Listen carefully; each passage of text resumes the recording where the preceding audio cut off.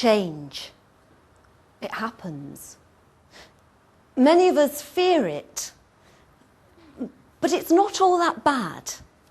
Going to big school, everything seems larger, more frightening. You hear the tales, but it's not like that at all, really. Change is a time to find something inside yourself. If you're always in the same place, the same street, the same house, the same friends, everything stays the same. It's like walking down a single Roman road straight ahead of you. See exactly what's in front of you. Know and not fear. But when things change, the road twists. There may be an alley that you haven't been down before, and there you'll find another person. Somebody that you can be. The story that I'm going to tell you is about somebody who found something and someone that he could be. It's a story about somebody who's afraid, and his name is Felix. When the star fell, Felix caught it. It was cold as a stone and tiny, but angel light was flung from it. A wishing star. There were wishes inside it, he knew. But how many? How did he use them? How did he make it work? Felix was standing outside the back door. He thought that he would take the star to his room and think about it. He must hide it.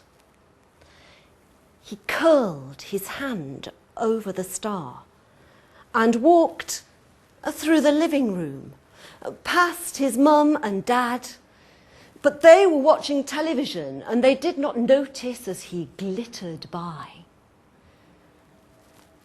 In his room, he lifted his pillow, put the star beneath it, and sat on his bed. And a beat came into his mind. I wish. But what would he wish for?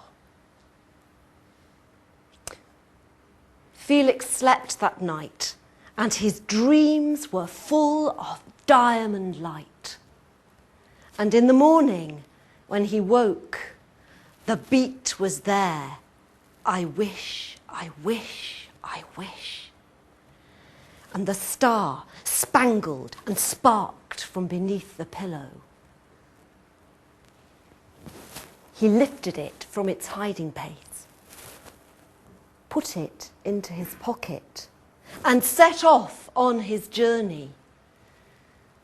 And his feet made the beat, I wish. So full was his mind of light that Felix had quite forgotten where he was going.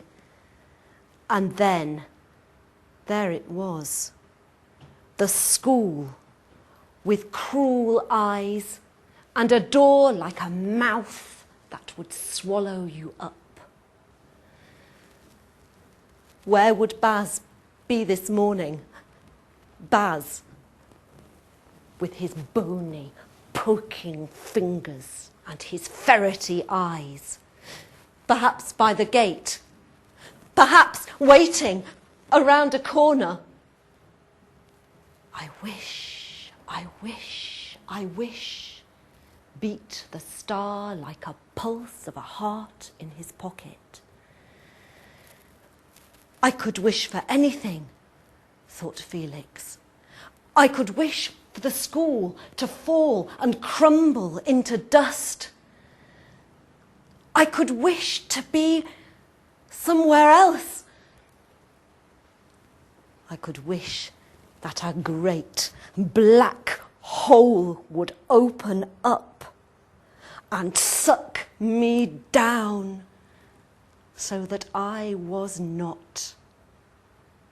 I wish.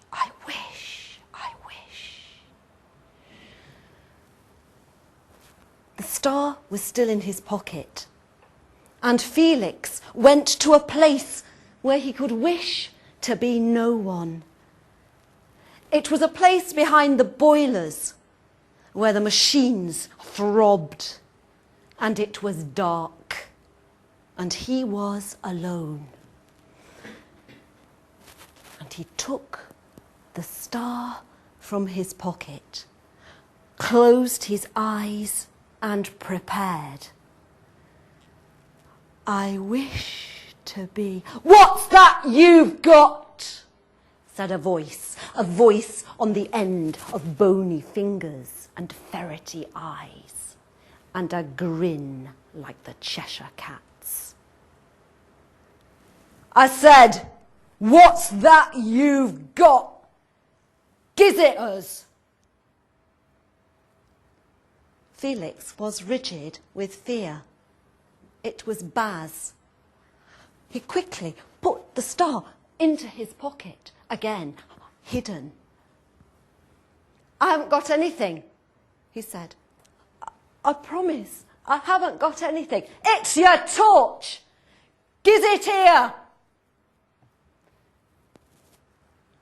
Felix knew that if Baz got the star, the wishes would be bad.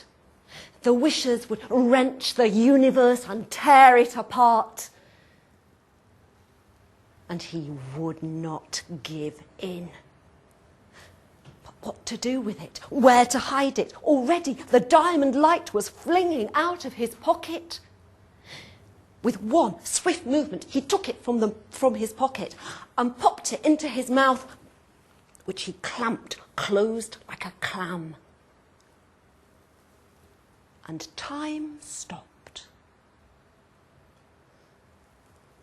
Felix saw the bony, pointing, prodding fingers of Baz, still as a statue. And he felt other fingers, fingers of light which moved into his mind and found there new eyes. Felix looked down at himself and saw through his own skin, through his own bony ribs. And he saw inside something proud and tawny and golden, like a lion. And he looked at Baz, and inside was something shrunken and rodenty and ferret-like and scuttling and mean. I'm bigger than he is, thought Felix. And he began to move forward to the scuttling thing when he was aware that there were other people around him. There was Molly, with hair so red and flame-like that it would make you dance.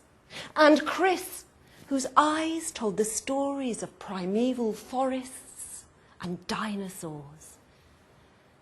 And they, too, were lions inside. And he held out his hands, and they walked towards him, and they were his pride.